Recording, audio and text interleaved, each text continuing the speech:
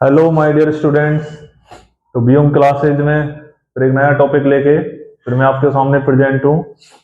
तो आज का जो टॉपिक है वो है इलेक्ट्रिक डाइपोल, और उसके बाद एक नेक्स्ट टाइम डेरिवेशन पढ़ेंगे कि calculation of electric field intensity eight axial line of electric dipole.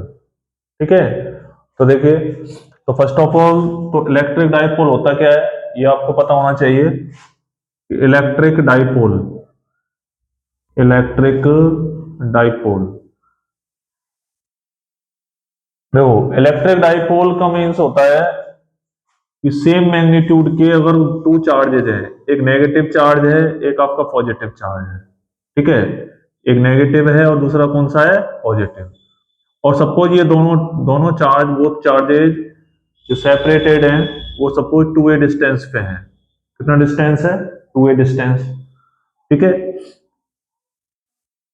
तो इस तरीके का जो कॉम्बिनेशन होता है जिसमें सेम मैग्नीट्यूड के, लेकिन एक जो इनका नेचर है वो अपोजिट होगा, एक नेगेटिव होगा तो दूसरा कौन सा होगा, पॉजिटिव होगा, लेकिन मैग्नीट्यूड इसका क्या होगा, सेम होगा। अगर इस तरीके का कोई आप कॉम्बिनेशन है तो वो आपका क्या रिप्रेजेंट करता है, इलेक्ट्रिक डाइपोल।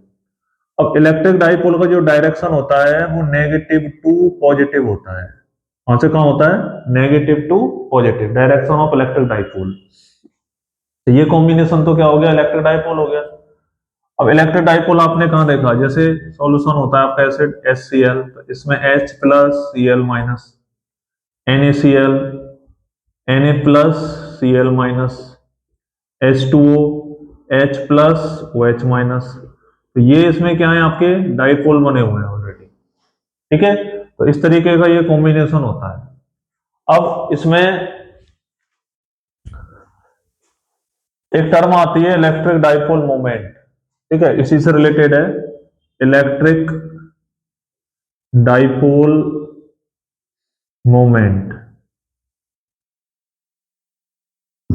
अब इलेक्ट्रिक डाइपोल मोमेंट होती है, पी से हम इसको रिप्रेजेंट करते हैं, वेक्टर क्वांटिटी होती है कि इसका जो मैग्नीट्यूड है वो magnitude of charge into distance between both charges.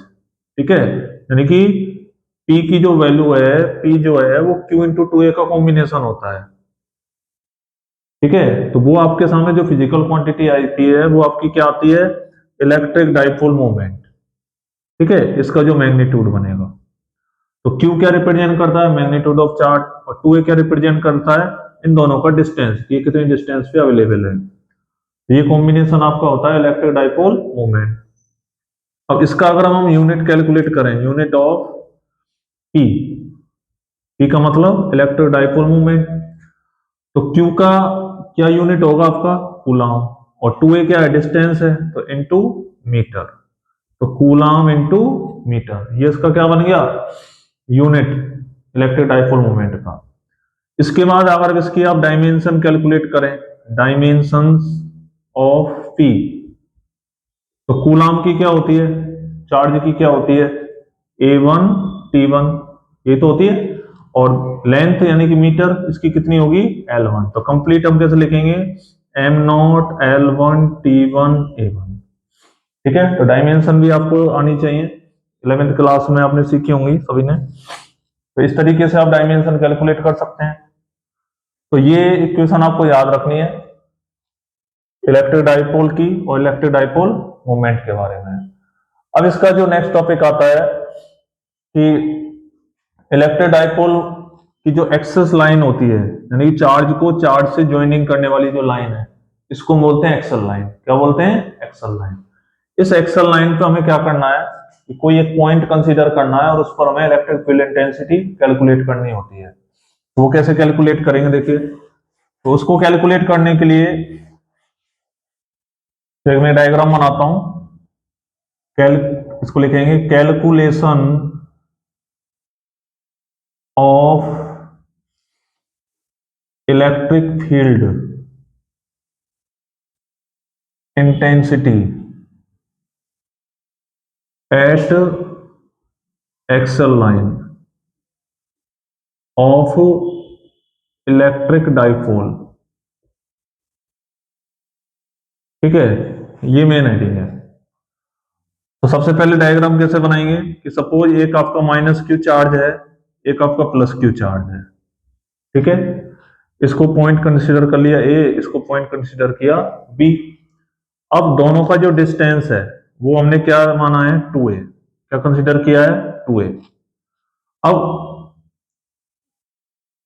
Minus Q और प्लस क्यू को जो लाइन ज्वाइन कर रही है, joining line of minus Q and plus Q charge, इसको हम बोलते हैं एक्सल लाइन। क्या बोलेंगे, एक्सल लाइन। और इसी एक्सल लाइन को जब मैंने यहां से थोड़ा सा आगे बढ़ाया तो यहाँ एक पॉइंट P मैंने क्या किया, कंसीडर किया। ठीक है, इस पॉइंट P पे मुझे क्या करना है, इन दोनों चार्ज के थ्रू यहाँ पे इलेक्ट्रिक फील्ड इंटेंसिटी कैलकुलेट करनी है। तो कैसे करेंगे, इसका जो मिड पॉइंट है इसको O कंसीडर करो। ठीक है, ये टोटल कितना है, ये भी 2a। तो ए ओ कितना हो गया, a। ये कितना हो गया, a। हो गया ना। अब सपोज पॉइंट O से पॉइंट P का जो गैप है एंड डिस्टेंस है यहां तक, ठीक है, ये सपोज कंसीडर किया हमने r। क्या रिप्रेजेंट किया इसको, r। तो हमें क्या करना है, प्लस क्यू चार्ज से यहां का डिस्टेंस और माइनस क्यू चार्ज से P का डिस्टेंस ये कैलकुलेट करना है। तो प्लस क्यू चार्ज से पॉइंट P का डिस्टेंस कितना हुआ, देखो O टू P ये कितना है, r। और O टू V ये कितना है, a। अगर r में से a को आप माइनस करेंगे तो यहां पे आ जाएगा r माइनस a। इतना गैप है, इतना डिस्टेंस है। सेम ऐसे ही minus q to point P, ये वाला डिस्टेंस कितना होगा, देखो पॉइंट O तक कितना है, ये r प्लस a, तो कितना हो गया, r प्लस a। तो इस तरीके से आप इसका डायग्राम कैलकुलेट कर सकते हैं। उसके बाद क्या करना है, प्लस क्यू से जो इंटेंसिटी है, सपोज E1 है, तो E1 पॉजिटिव चार्ज है, प्लस क्यू क्या है, पॉजिटिव चार्ज है। तो इसकी जो इंटेंसिटी है वो आउटवर्ड्स, जैसे कल बताया था लास्ट क्लास में कि पॉजिटिव चार्ज से इलेक्ट्रिक फील्ड इंटेंसिटी कहां होती है, आउटवर्ड्स होती है। सेम ऐसे ही माइनस क्यू चार्ज में इंटेंसिटी किधर होगी, इनवर्स। तो P पॉइंट से इनवर्स, यानी कि इसको कंसीडर किया E2। अब इंटेंसिटी आपकी वेक्टर क्वांटिटी होती है, तो E1 पॉजिटिव हो गई और E2 नेगेटिव चार्ज के कारण। तो हमें क्या करना है, अब एक ही पॉइंट पे कितनी आपको इंटेंसिटी मिल रही है, 2 इंटेंसिटी मिल रही है, इलेक्ट्रिक फील्ड मिल रही है, जो कि पॉसिबल नहीं होता है। तो हमें क्या करना है, इस पॉइंट P पे इन दोनों का रिजल्टेंट कैलकुलेट करना होता है। क्या करना होता है, रिजल्टेंट। अब आपने एक इक्वेशन पढ़ी है कि E equal to k q upon r, यानी कि electric field intensity at r distance due to positive charge, point charge, ऐसे पढ़िए ना। तो ये इक्वेशन उसमें आती है, equal to k q upon are square. तो इसका हमें यूज करना है। तो इसका यूज कैसे करेंगे, E1 के लिए कैलकुलेट करो।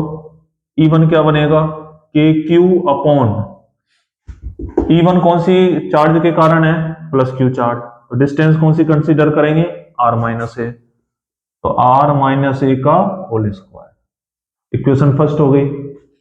सेम ऐसे ही E2 को कैलकुलेट करो, तो वो मैग्नीट्यूड कैलकुलेट कर रहे हैं ना, तो यहाँ पे चार्ज को पॉजिटिव रिप्रेजेंट करेंगे। अब डिस्टेंस कौन सी लेंगे, E2 किसके कारण है इंटेंसिटी, माइनस क्यू चार्ज के कारण।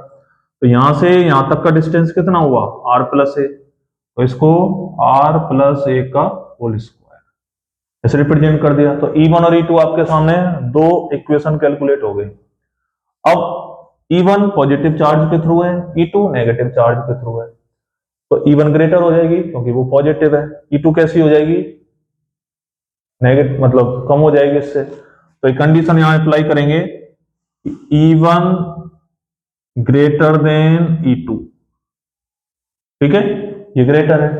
तो रिजल्टेंट जब आप P पॉइंट पे कैलकुलेट करेंगे तो E1 में से क्या माइनस कर देंगे, E2 को माइनस कर देंगे। ठीक है, E1 की जो इक्वेशन है ना, इसमें से क्या माइनस करेंगे, E2।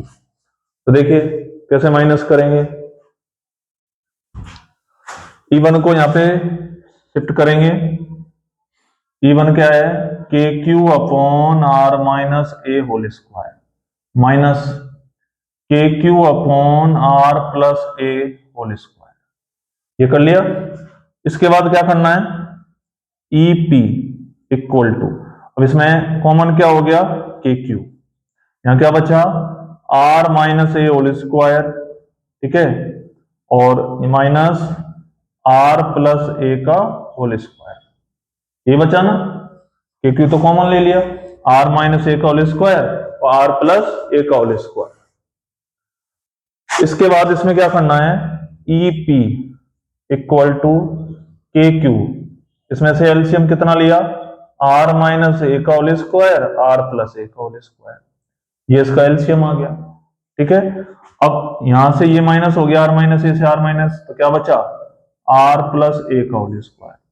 ऐसे आर प्लस ए से आर प्लस ए माइनस हो गया, कैंसिल हो गया, क्या बचा, आर माइनस ए का होल स्क्वायर। ठीक है, अब इसको सॉल्व करो तो नेक्स्ट इक्वेशन क्या आएगी, ई पी इक्वल टू, तो देखो के क्यू है ना, इसको जब आप मल्टीप्लाई करेंगे तो कितना हो जाएगा, आर स्क्वायर माइनस ए स्क्वायर का whole square, r minus a का whole square r plus a का होल स्क्वायर, मल्टीप्लाई करेंगे ना तो ये आ जाएगा। अब इसको ओपन कर लो, r square plus a square plus 2ar, a plus b का होल स्क्वायर की तरह ओपन कर लिया, माइनस इसको ओपन करो, r square plus a square minus 2ar।